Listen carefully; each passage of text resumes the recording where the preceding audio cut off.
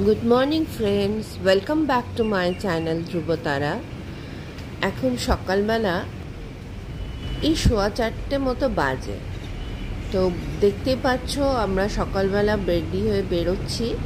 হ্যাঁ, আমরা আজকে যাচ্ছি একটু ঘুরতে, সাথে বিয়েবাড়ি আছে, অনেক কিছু একসাথে। তো আজকে আমরা যাচ্ছি ভদ্রক। সকাল সকাল উঠে রেডি হয়ে বেরিয়ে পড়েছি। তো এখন আমরা বেরোচ্ছি আমাদের কমপ্লেক্স থেকে। অনেকদিন পরে এত সকালবেলা বেরোলাম, বেশ ভালো লাগছে। এত সুন্দর একটা ওয়েদার, আর যেহেতু বর্ষাকাল তার একটা আলাদা সৌন্দর্য তো থাকেই আকাশে। সব একটা একটা করে তোমাদের শেয়ার করব। আমাদের এবারের ট্রিপ ভদ্রকে একটা বিয়ে বাড়ি আছে, তারপরে সেখান থেকে যাব পুরী। অবভিয়াসলি ভদ্রক যাব আর পুরী যাব না, সেটা তো হতে পারে না। আর পুরী তো সবসময়ই টানে। তো এবারের ট্রিপেও আমাদের পুরী আছে, খুব অল্প একটু সময়ের জন্য, জাস্ট 2 দিন। তো কারণ সবাইরই ছুটি ভীষণই কম, ম্যানেজ করা গেছে। তাও ওখানে গিয়েও সবাই অফিস করবে আর কি, আমাদের সাথে ল্যাপটপও চলেছে সেই জন্য। যাই হোক, এখন আমরা মাঝেরহাট ব্রিজ ক্রস করছি সকালবেলা, আর সূর্যটা সবে উঠছে, এখনও ওঠেনি। আকাশ লাল একদিকটা, সেটা দেখাতে পারছি না তোমাদের, কারণ সমস্তটা তো একসাথে করা যাচ্ছে না। তো যাই হোক, আকাশটা ভীষণ সুন্দর, আর সূর্য উঠবে করছে, তাই পূবের আকাশ একদম লাল হয়ে উঠেছে।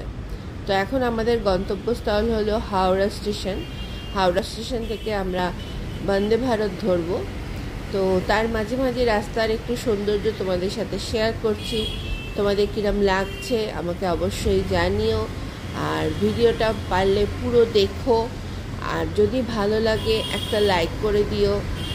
আর যদি এখনও সাবস্ক্রাইব না করে থাকো তাহলে অবশ্যই একটু সাবস্ক্রাইব করে দিও। আমরা এখন হাওড়া স্টেশনের কাছাকাছি চলে এসেছি। আমাদের সামনেই এখন হাওড়ার ব্রিজ, আর হাওড়ার ব্রিজ মানেই আমার অনেক স্মৃতি হাওড়ার ব্রিজের সাথে জড়িয়ে। তো মানে ভীষণ ভালো লাগে হাওড়ার ব্রিজটা। তো আজকেও আমি তোমাদের সাথে এই হাওড়ার ব্রিজটা শেয়ার করব। তোমরা সবসময়ই হয়তো হাওড়ার ব্রিজে আসছো, সবাই জানো, সবাই দেখছো, কিন্তু তাও হাওড়ার ব্রিজ মানেই একটা আমাদের কোথাও একটা সফট কর্নার আছে আমার। তো সেই জন্য মনের কোনো একটা জায়গা তো জুড়ে রয়েছে হাওড়ার ব্রিজ। ভীষণ ভালো লাগে। পাশে গঙ্গা, জয় মা গঙ্গা। চলো আমরা এখন স্টেশনের উদ্দেশ্যে যাই। আর তোমরাও এই সময় কে কে পুরী গেছিলে, যদিও আমি ফেসবুকে বা এতে জানতে পারছি যে অনেকেই এই সময় পুরীতে আছো। জানি না সবার সাথে দেখা হবে কি না, তবে চেষ্টা করব, যদি দেখা হয়ে যায় খুব ভালো লাগবে। তো এই সকালবেলা হাওড়ার ব্রিজে যাওয়ার একটা মজাই কিন্তু আলাদা। দেখো আমাদের স্টেশন আমরা এসে গেছি। আমাদের নতুন প্ল্যাটফর্ম থেকেই, হাওড়ার যে নতুন প্ল্যাটফর্ম সেখান থেকেই ট্রেনটা আছে, ছাড়বে। তো আমরা সেই উদ্দেশ্যেই যাচ্ছি। আর সকালবেলা কোথায় বেরোনো মানেই একটা ভীষণ ভালো লাগা, কারণ সকাল সকাল বেরোতে আমার ভীষণ ভালো লাগে। এখন তো পুরো হাওড়ার স্টেশনের ভেতরে ঢোকা যায় না।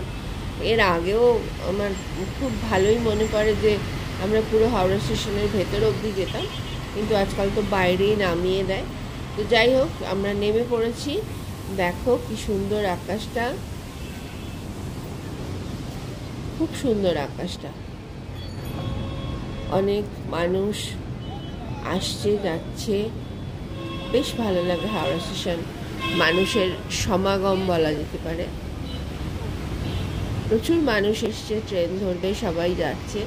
আর এখানে কিন্তু হাওড়া স্টেশনে এই ফুড কোর্টটা বাইরে দিয়ে কিন্তু আমি প্রথম দেখলাম, তাই একটু দেখালাম তোমাদের। আর আরেকটা জিনিস ভালো লাগলো, স্টেশনের ভেতরটাও কিন্তু খুব সুন্দর করে সাজানোর চেষ্টা করছে, এখনও কমপ্লিট হয়নি, কিছু কিছু জায়গা তো রয়েছে আগের মতনই, কিন্তু মাঝখানের জায়গাটা দেখলাম খুব সুন্দরভাবে সাজানো। তোমাদের সাথে শেয়ার করব অবশ্যই। এখানে আমাদের লাগেজ চেকিং, এইগুলো কিন্তু আগে অনেক বছর আগে থেকেই দিল্লিতে হয়, আমাদের এখানে হতো না। তো কিছু বছর এখানেও শুরু হয়েছে, ভালো জিনিসটা। যদি সবাই সব কিছু ঠিকঠাক মতো চেকিং করিয়ে নেয় তো সেটা খুবই ভালো। চলো, আমরা হাওড়া স্টেশনে এসে গেছি।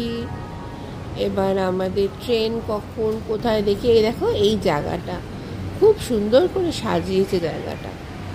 আমাদের ট্রেনটা দেখি কত নম্বর প্ল্যাটফর্মে দেবে। 21 বন্দে ভারত হলো 21 নম্বর প্ল্যাটফর্ম থেকে ছাড়বে।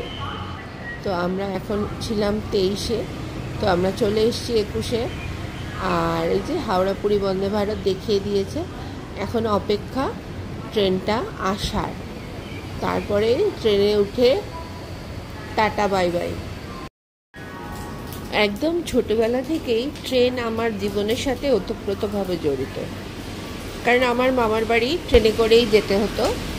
তো আমরা মানে যখনই মামার বাড়ি যেতাম ট্রেনে করে, তো অনেকবার বছরে মামার বাড়ি যাওয়া হতো, তো সেই জন্য প্রচুরবার ট্রেনে ওঠা হতো। হ্যাঁ, সেটা খুব একটা লং ডিস্টেন্স নয়, কিন্তু তাও ট্রেনে ওঠা। এবং তখনকার সময়, আমাদের সময় আমরা যখন ছোট ছিলাম, কালো লজেন্স বা বিভিন্ন অরেঞ্জের মানে কমলা লেবুর অরেঞ্জের টেস্টের লজেন্স, আর আরেকটা পাওয়া যেত সাদা রঙের দেখতে হতো, মানে একটা অরেঞ্জ, একটা হোয়াইট আর একটা কালো রঙের লজেন্স পাওয়া যেত, প্যাকেটে করে বিক্রি হতো। তো আমাদের সবসময় টার্গেট থাকতো কালোটা খাওয়ার, কারণ কালোটা একটু টকটক ঝালঝাল মিষ্টি মিষ্টি ছিল। তো তোমাদের কার কার এরকম স্মৃতি আছে আমাকে অবশ্যই জানিও। দেখো ট্রেন ঢুকছে, আর যখন হাওড়া স্টেশনে ট্রেন ঢোকে তখন খুব আস্তেই ঢোকে, স্পিড একদমই কম থাকে। দেখো তোমাদের সাথে শেয়ার করছি, বন্দে ভারত ঢুকছে হাওড়া স্টেশনে। তো এটা আমার সেকেন্ড টাইম বন্দে ভারতে ওঠা। এর আগে আমি উঠেছি, শিলিগুড়ি গেছিলাম, শিলিগুড়ি থেকে ফিরেছিলাম, শিলিগুড়ি থেকে ফিরেছিলাম শিটং থেকে আসার সময়। মাঝখানে গিয়েছিলাম তিনচুলে, লামাহাটা, শিটং। তো সেখান থেকে ফেরার সময় শিলিগুড়ি থেকে বন্দে ভারতেই হাওড়া ফিরেছিলাম। তো যেটা বলছিলাম, ছোটোবেলায় কিন্তু ট্রেনে উঠলে আমার বিশেষত অন্য কিছুর প্রতি অত নজর থাকতো না, শুধু এই কালো লজেন্স। আর খুব মনে পড়ে একটার মধ্যে মিক্স থাকতো অরেঞ্জ, হোয়াইট আর কালো, আর একটার মধ্যে কালো থাকতো। তো আমি সবসময় এই কালো প্যাকেটটা, যেটার মধ্যে 6টা বা 4টে থাকতো, সেই কালোটাই নিতে আমার ভালো লাগতো। দেখো ট্রেন ঢুকে পড়েছে, এবার আমরা ট্রেনে উঠবো। বেশ ভাল লাগে, কিন্তু বন্দে ভারতে যেতে ভাল লাগে। তবে যদিও খাবারটা আমার তেমন একটা কিছু অ্যাট্রাকটিভ লাগে না, অনেকেই বন্দে ভারতের খাবারের কথা বলে, তাদের খুব ভালো লাগে, কিন্তু আমার ভালো লাগে না। আমি বলবো যে খাবারের কোয়ালিটিটা বন্দে ভারতের আরেকটু ভালো হওয়া উচিত ছিল, কারণ যেরকম টিকিটের দাম বা যেরকম কোয়ালিটির ট্রেনটা করেছে, তো সেক্ষেত্রে খাবারের দামটাও কিন্তু, এই দাম বলছি, খাবারের কোয়ালিটিটা, খাবারের মানটাও কিন্তু ঠিক হওয়া উচিত ছিল।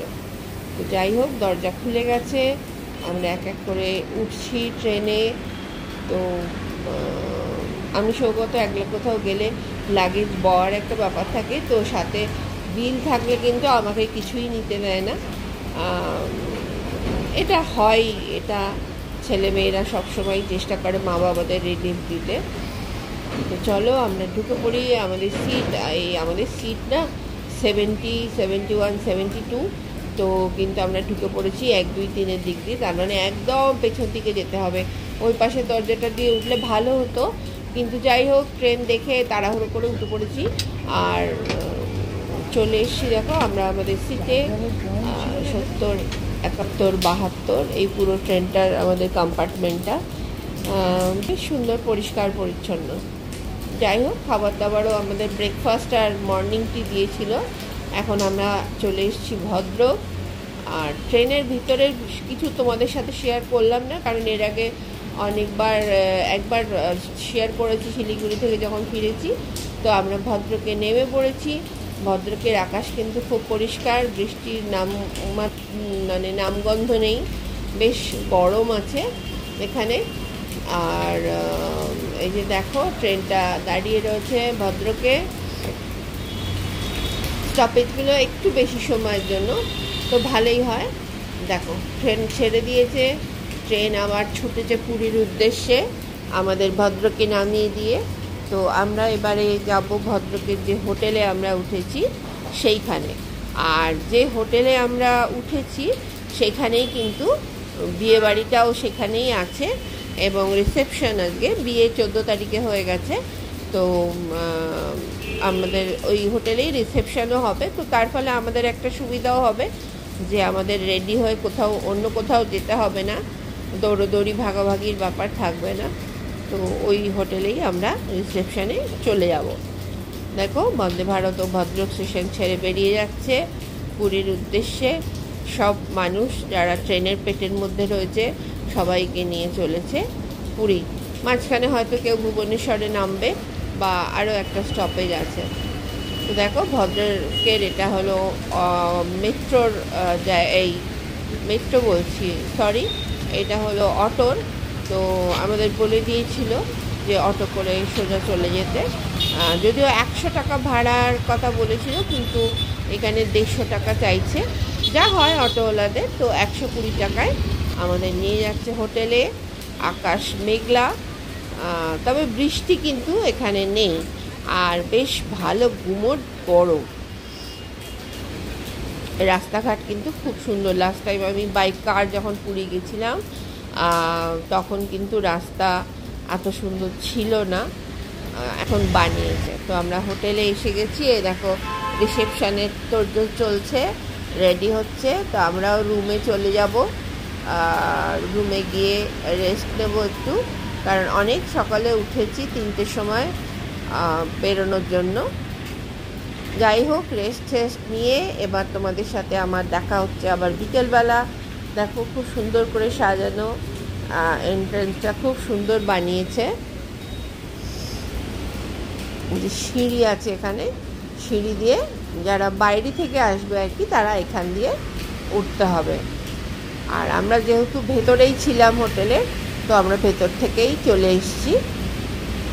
একটু ফটোশ্যুট না হলে ঠিক জমে না বিয়ে বাড়িতে। দেখো এই যে দুলা দুলান, তাদের সাথে আমরা, আমাদের সৌগতর আরও কিছু অফিস কলিগ এসছেন। এটা হলো রুরির দিদি। খুব সুন্দর অ্যারেঞ্জমেন্ট করেছে, সাজিয়েছে খুব সুন্দরভাবে। খাওয়া দাওয়াও খুব সুন্দর, স্ন্যাক্স মানে স্টার্টারও খুব সুন্দর ছিল। তো আমি সব কিছুর ছবি তুলতে পারিনি, এত গল্পে মশগুল ছিলাম। কিছু কিছু তোমাদের সাথে বিয়েবাড়ির ফটো আমি শেয়ার করছি। তো ভীষণ ভালো লাগছে বিয়েবাড়িটা। দেখো পুচকুটা কি সুন্দর বসে আছে। তাহলে আজ এই অবধি থাকবে, আবার আমাদের পুরীতে দেখা হবে। চলো টাটা।